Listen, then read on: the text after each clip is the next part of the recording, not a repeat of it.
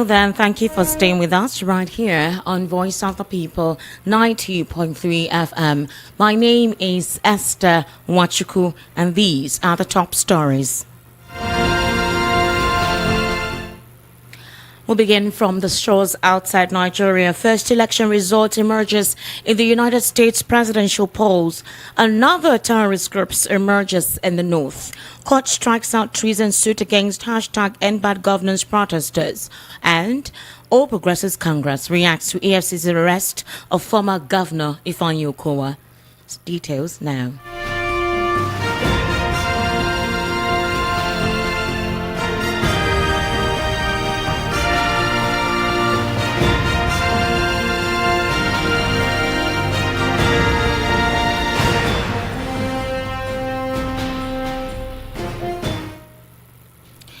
Thank you for staying with us. Voting in Dixville Notch, New Hampshire has resulted in a tie after Vice President Kamala Harris and former President Donald Trump each secure 3 votes.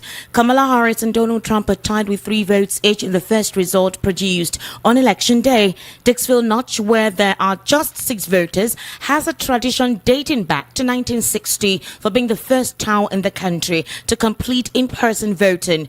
An accordion version of the United States national anthem rang out before voters cast their ballots at midnight. The count was completed 15 minutes later. While back home in Nigeria, the Sokoto state government has issued a warning regarding the rise of another terrorist faction in the region. They are identified as Lakurawas. The state deputy governor Idris Gobir revealed this during a meeting with participants from Course 33 of the National Defense College Abuja, who were on a study tour in Sokoto. Gobir explained that the group operates with a religious ideology and is equipped with advanced weaponry. Gobir expressed concerns over this development, especially as the state is already grappling with widespread banditry. The threat is expanding. They are daring Tinubu, adding that security agencies are working diligently to counter this new danger.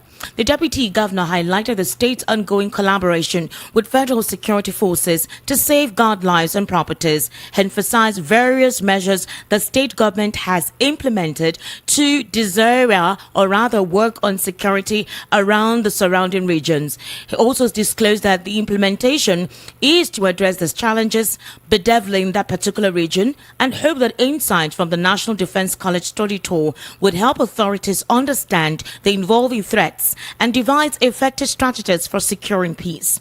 Air Vice Marshal Titus Zawahu Doda, leader of the visiting delegation, provided a background on the college, which he said was founded in 1992 as Nigeria's foremost college. He also explained further that it was a premier military institution. He explained that the college trains officers from the military, police, and strategic agencies, preparing them for high-level responsibilities. So far, 2,982 participants have graduated, including representatives from 30 African and Asian nations.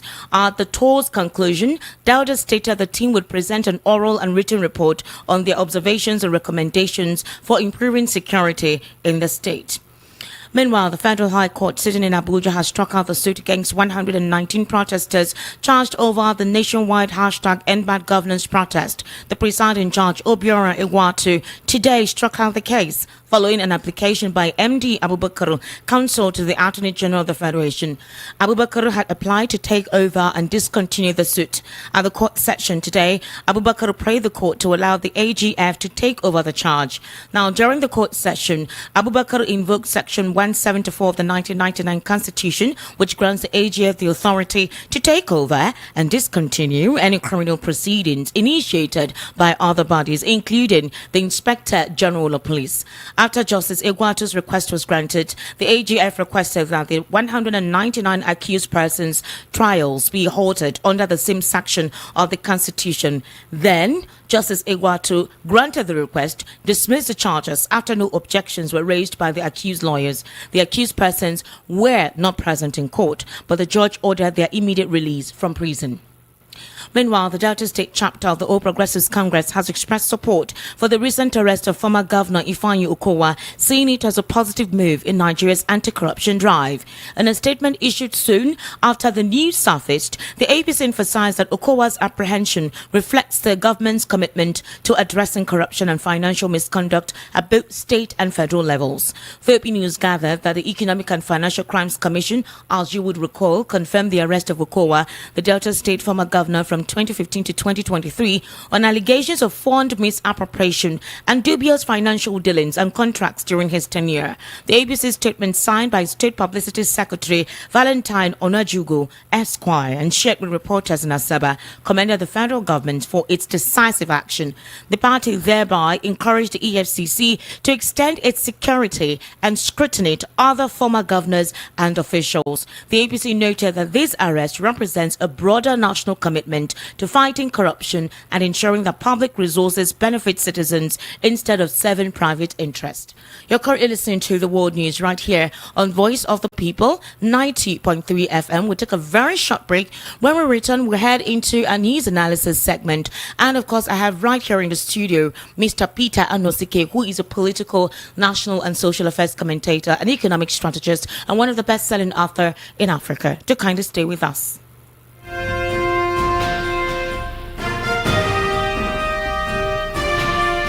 Mr. Peter Anosike, thank you for joining us on the World News at 12. Thank you for having me. Let's start off with this other terrorist group that has emerged in Sokoto. And one would say this is a very daunting experience. We've seen the spillage of insecurity across the northern region. And not just the northern region, it has also percolated across other regions in the country. But most strategic for this insecurity to take place is in the north, possibly because of the vast land that they have and the fact that they also border other neighboring countries along the Sahel, like Niger, Burkina Faso, and Mali. Now, here is the situation. We have not dealt with Boko Haram yet. These supposed individuals are daring this administration that nothing can be done. They have actually come out to disclose they have a religious ideology which they haven't circulated yet. So, where does this leave the Nigerian military? There is already an admission for recruitment. It seems that a lot of people are not getting recruited into the Nigerian army because of what is currently going on. Possibly the fact that they are not provided with enough weaponry to fight, and they feel that somehow some persons are not allowing them fight insecurity as best as they can. So where does this leave the people of that region? Where does this leave the Nigerian government? How do you think President Tinubu will tackle this new challenge? Well, for me, I keep on saying that the best form of fighting security is not Tucano jets, it's not AK-47, but good governance. Okay. Good governance is the best way to fight security. That's taking the welfare and well-being of the citizens serious. Once you are not doing that, all the Tucano jets in the world cannot stop insecurity. Because a hungry man is an angry man. All right. You cannot tame a hungry man. So that is what we are witnessing in this country. This is an expression of frustration. This is an expression of frustration because the people are not being taken good care of by the government. They're not being taken good care of. Past governors in these regions have actually compensated these groups, these supposed groups. I don't want to call them whatever their ideology are. They've compensated them with monies, sometimes on a monthly basis. You are now having another faction emerge. They haven't disclosed to us what their agenda is. But others feel that this is a premeditated effort to Islamize the nation. Do you have that line of thought as well? Do you think in that direction? Well, for me, I want to start with what you said, that by the order, governors has compensated people. What you must have meant by compensation is giving them handouts. Yes. Handout is not enough compensation because they cannot do anything with it. What Nigerians want is a opportunity. Okay. It is opportunity to be productive, not dashing them money. Understand me? Because when you dash them money and they don't have the capacity to grow that money, they will waste it and go back and carry their guns. So this is the area that this government is missing it. Don't give people money and think that you have empowered them. No. Do you think these same terrorist groups were the ones that actually vandalized and destroyed the Shirero power plant? Do you think these new groups are the one? Because in time past, Boko Haram, in as much as they constituted a serious menace in that region, they have never really tampered with, the transmission line for electricity. Do you think this new supposed group actually are the ones who are responsible for vandalizing the Shirero power plant? Well, it is the intelligence that should tell us, but what we know about terrorists is that they go out harming people and destroying infrastructure. That's what terrorists do. They go out harming people, killing people, and destroying infrastructure. So any terrorist group can do that. Mr. Peter Nosuke, do you know what it takes for another terrorist organization to be formed with the avalanche of security forces and members and paramilitary structures set up along that region? It takes time for recruitment. It takes time for them to sell their ideologies to those people. And it takes them to be comfortable for them to create another section of a terrorist organization. Now, most of the communities in that area have been dispersed. A lot of the residents there have, they've flown away from that area, set up, IDP camps in other states just to what? Take care of the needs of those people. So where is our intelligence gathering efforts? Are we saying that the military was not aware of this? Because if not for this tour at the college, whereby they had to express that there is also another group, possibly they had written to the state governor or they've written to the community heads there that there's a new measure or new, what do you call them, terrorist group in town, maybe no one would have known. And this means that they will start asking for tax on those who are already strangulated in that region.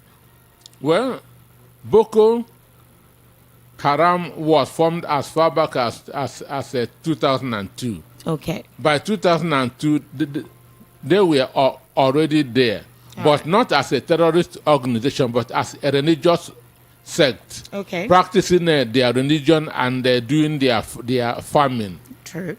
It was in 2009 when their founder, Muhammad Yusuf, was killed. Understand? Yes. That they went out and now begin to terrorize Borno State, from Borno State to Nigeria as a whole. Understand? So this is how maybe this new one could be a breakaway of the Turuji faction. Maybe they are not getting what they are supposed to be getting. So they feel that if they can form their own, what they need can now come to them very easily.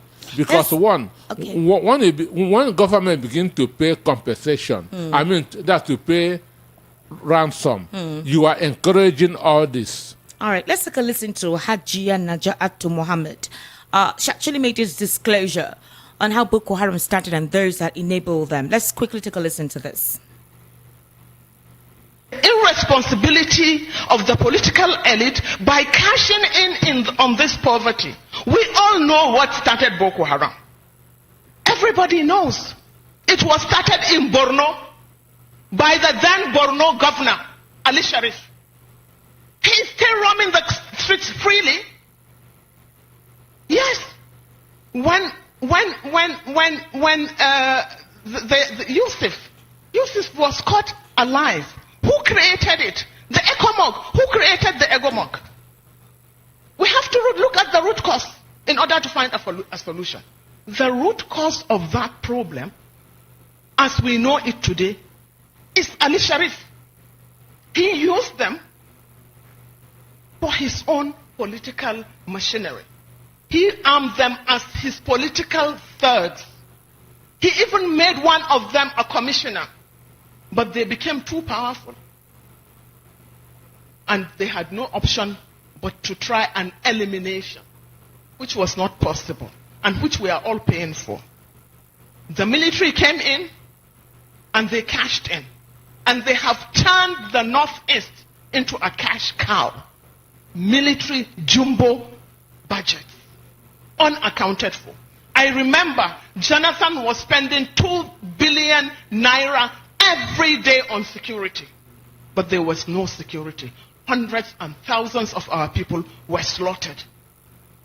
And we also know that the army, more than anything else in Borno and Yobe, have contributed and enforced this so-called terrorism. Terrorism has become a multi-billion-dollar industry. It is a multi-billion-dollar industry. What do you say to this, Mr. Peter Anosike? Well, what she said is the truth.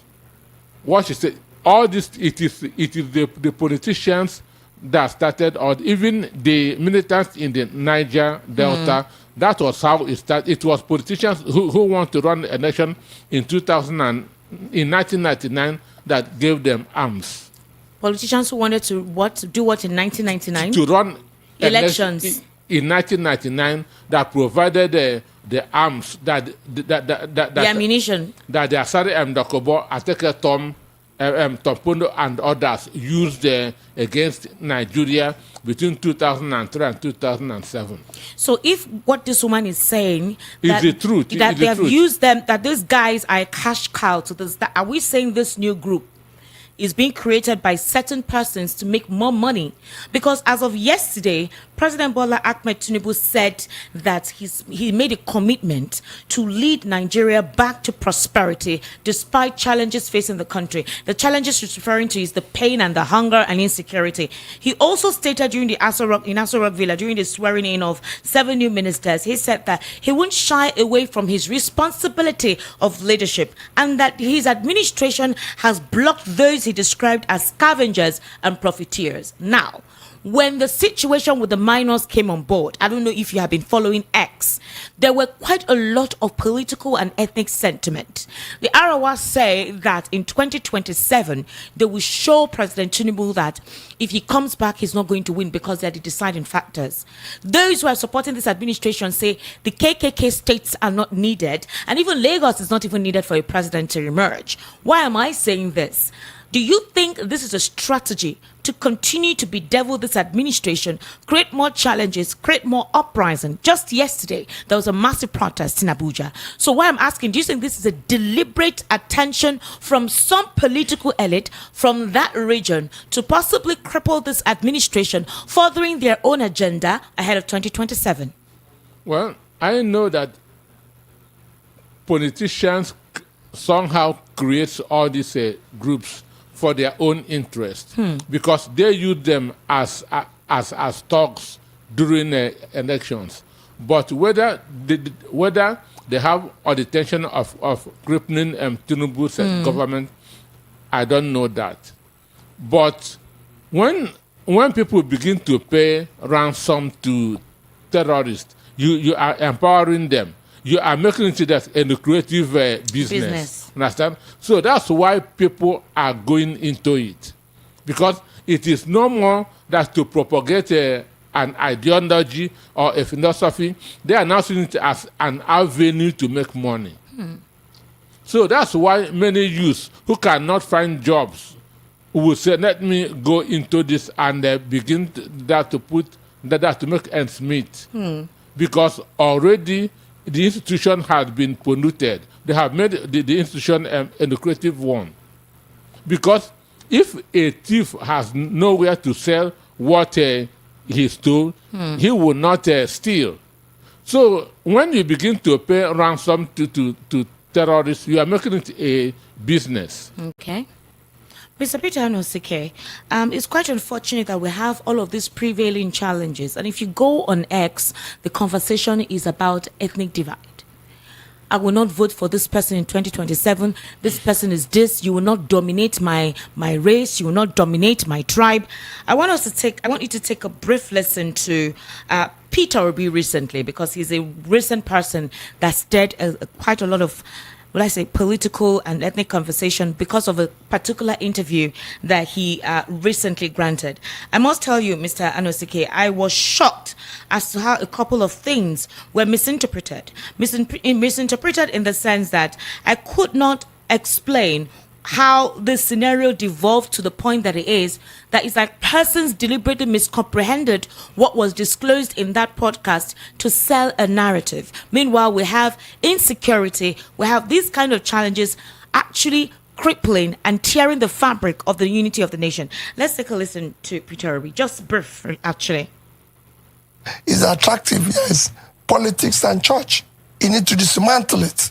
People need to be productive. It's very simple. If you stop people from stealing public money and use public money for public good, you make politics unattractive. It shouldn't be. What we're doing here is state capture.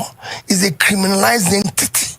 So you have stolen the country or the state, so you steal everything that is there. That must stop. The church must teach morals. Church must work. You know, and we're going to turn night vigil into night shift. People can be productive. We're not saying you shouldn't go to church. I go to church, I believe in God. Yes. But we cannot have people Monday to Friday be in church morning and night. No, because they don't run the church like Catholic Church. They don't run it on helmet full of grace. They collect money, and that money has to be a function of productivity. So they need to work on it. So these are things we need to work on. So people have to touch the right thing, you know, remain prayerful, remain everything, but you must go to church, must go to work, because it is the work that helps the society. Prayer is after work. God can only bless hard work. He cannot bless you for sleeping. Said if you like, don't forget about what anybody tells you. You know, forget anybody who tells you. Anybody who tells you that you got a lot from praying should be arrested. You are stealing somebody's money. Simple. You cannot. He's stealing. You cannot. There's no miracle. You cannot get money by miracle. I can tell you that. I'm born into church. My brother is a reverend father. He has never prayed and money came into his thing. The grace is after hard work. God can bless productivity. God can bless an industry. God cannot bless somebody who is sleeping. It has never happened anywhere in the world. In fact, in the Bible, they say there's no food for those who didn't work. They should not be fed. So it's very clear. Jesus worked miracles by going around and blessing productivity.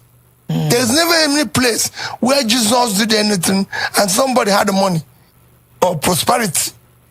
Prosperity came to those who worked. Mr. Peter Anosike, I don't know if you're an ex. There was quite a lot of reaction on this particular interview granted on a certain podcast. A couple of persons called him several names. They said he is supporting dominance of a certain ethnic group. They mentioned bigotry. They tried to defame and mod him. And it was quite surprising because we had pressing issues, but they ethnicized, politicized, and created more divide amongst tribes with this interview. What would you say to this? Well, for me, there's a saying that only the deep can call the deep. Only the deep can call the deep. So those who are trying to misrepresent or misinterpret what P2B said don't have the depth to understand it. No, it was very clear. He made a couple of explanations here. So, the other one where he talked about tribe, he was referring to the fact that hunger knows no tribe. He was also referring to the fact that if you want to vote any leader, don't vote based on tribe. Vote based on competence. But you need to see how the narrative changed ultimately. The degenerative comments that were made, not just on him, but also from the tribe he belongs to. So my question is, who are these individuals deliberately steering conversations away from the current reality affecting everyone? Esther, excuse me, this is not even that the time that to beg people either that to vote for the right candidate or the wrong candidate. They are feeling it. They are suffering it. Understand me?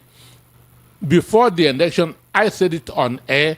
If you vote wrongly, prepare to suffer. I said it on air. So for now, we don't need that to beg, vote for a right candidate. Vote whoever you want that to vote and carry the burden of suffering alone. Okay. Understand me? That is my position. I once said that I pray for the day that factories will begin to take over churches. I said this on air, that I'm praying for the day that factories will start taking over churches. Because what helps a nation, what develops a nation is productivity, not praying. In the world today, the two most praying nations are Nigeria and Afghanistan. And these two countries have the largest number of poor people in the world. So praying has never developed anybody, any country, and can never develop any country. It is productivity that develops people. So Peter Obi's message was as clear as afternoon. All right. Finally, before I let you go, Ifeanyi Okowa has been invited or apprehended by the Economic and Financial Crimes Commission. Obviously, he, willingly submitted himself. Where is Yahaya Bello? So for me, that's why some people are calling for EFCC to be phased out. That's why some people are calling that EFCC should be phased out, because what they are doing, they have become attacking dog of the ruling party. Okay. EFCC has become attacking dog of the ruling party. It is only those the people in the opposition that they are arresting. Up to today, where is Omar Farouk? Okay. Where is Serika? These are people who stole billions in this country, and they are walking free. So for me, that's why any day they say vote whether EFCC should be or not be, I will vote not be. Because they have not been objective in their operations. Okay. They have been a tool for the ruling party to be oppressing those in the opposition. Where is Yahaya Bello up to today? So, among all the 36 governors between 2015 and 2023, is Okowa of the PDP the only corrupt person. So for me, this is persecution, not prosecution. And the APC said it's a good move, and that shows that it's to fight corruption. Meanwhile, Yahaya Bello has been on the run. They know where he is, and they haven't apprehended him. And we haven't heard the APC react to the fact that he has not been apprehended. We haven't heard anybody clamor or ask questions, or even the president grants an immediate statement as to the fact that Yahaya Bello, make yourself available to the EFCC for questioning. If you're not guilty, make yourself available and let the case be prosecuted. The Bible said that a house divided against itself cannot stand. So APC, which is a corrupt party, a party that was founded in corruption, cannot fight corruption. How do you know it was founded in corruption? You cannot generalize like that. Maybe there are some good elements within the party. There's no good element in APC. Yeah, sure that certain persons in the party don't even have a good directive or a good vision for the good well-being of the country. Let me give you something that you should think about.